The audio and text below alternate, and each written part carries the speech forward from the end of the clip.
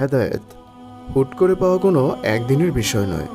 এর জন্য আয়োজন করতে হয়, বিশাল আয়োজন।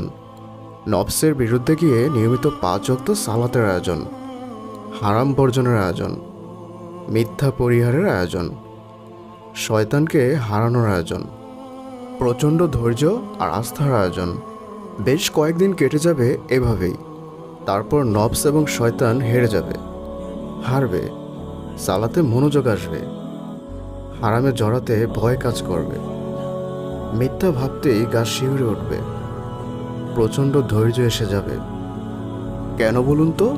কারণ আপনি তো প্রথম ধাপে আল্লাহর দিকে ধীরে ধীরে এগিয়ে যাচ্ছিলেন, তাই স্বয়ং আল্লাহ আপনার দিকে দ্রুত গতিতে এগিয়ে এসেছেন। তাই শুধু হেদায়েতের অপেক্ষা করে নিষ্ক্রিয় হয়ে থাকলে হবে না, চেষ্টা করতে হবে। যে আল্লাহর দিকে হেঁটে যায়, আল্লাহ তার দিকে দৌড়ে যান, যাকে বলে হেদায়েত।